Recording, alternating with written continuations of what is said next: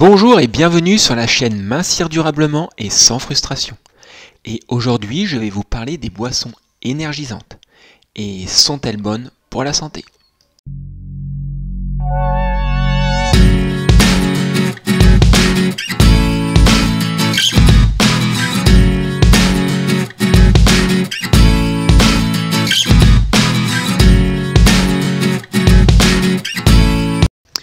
L'énergie est une denrée très prisée de nos jours.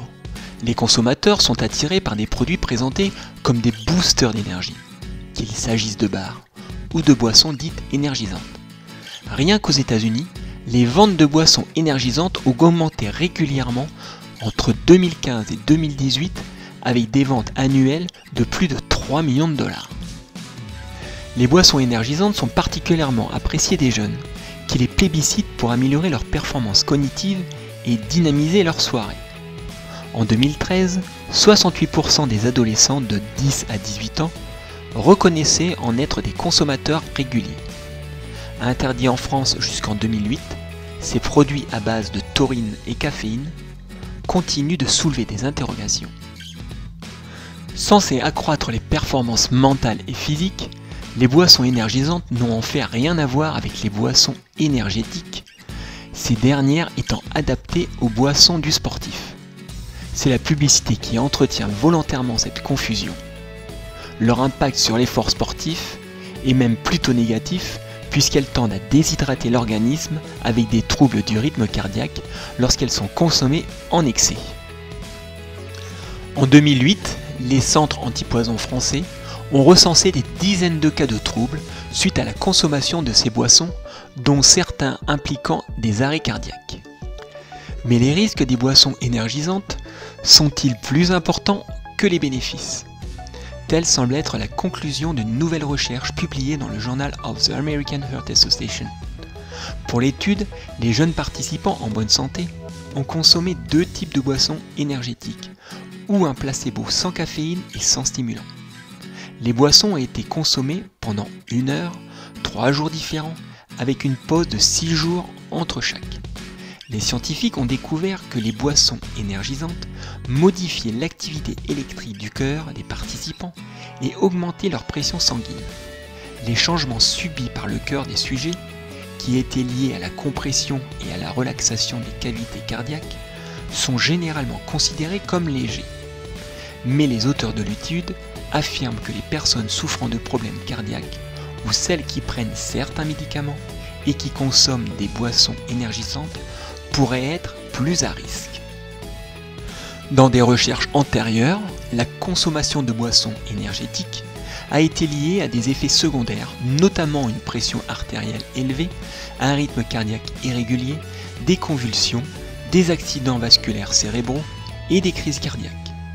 Une étude a suggéré que les jeunes adultes en bonne santé qui consommaient une seule boisson énergisante pouvaient altérer le fonctionnement des vaisseaux sanguins.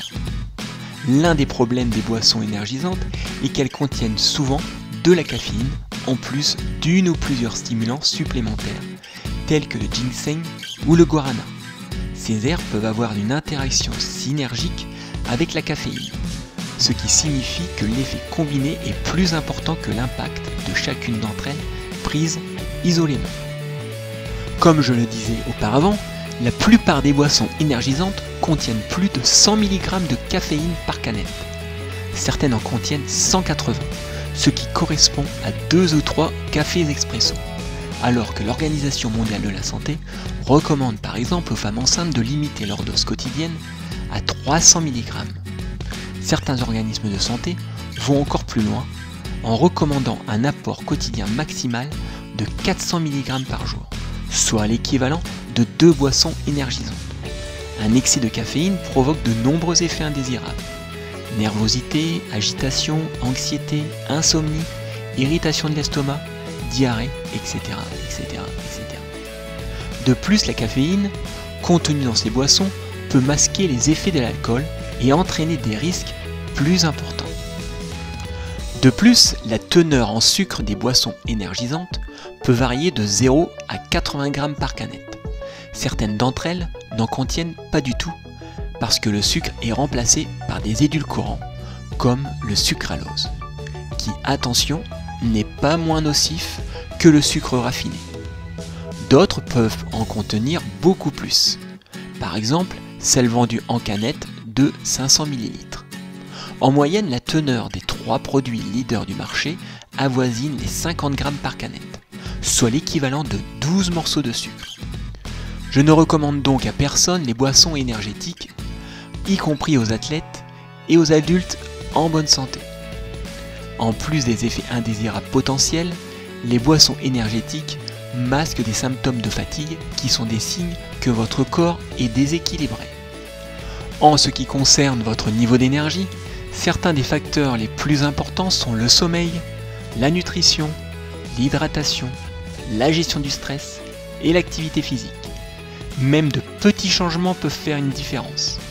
Par exemple, habituez-vous à aller coucher un petit peu plus tôt. Sachez que le sommeil le plus réparateur se trouve entre 22 h et minuit.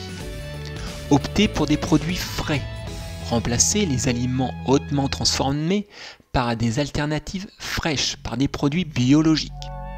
Faites de l'eau votre boisson préférée.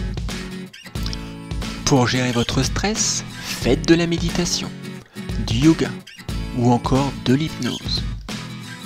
Et enfin, trouvez des moyens de vous mettre en mouvement, même si cela ne signifie que faire le tour du pâté de maison. Et enfin, n'oubliez pas que la clé d'une énergie durable est de maintenir votre corps et votre esprit en équilibre.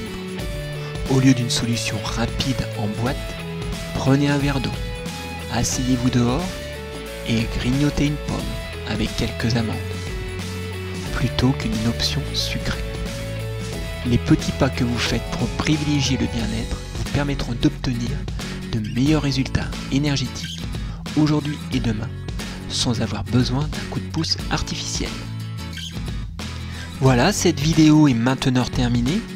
N'hésitez pas à visiter notre site internet nutrition-hypnose pour avoir plus de renseignements sur la méthode Châtaignier. Je vous dis à très bientôt pour une nouvelle vidéo.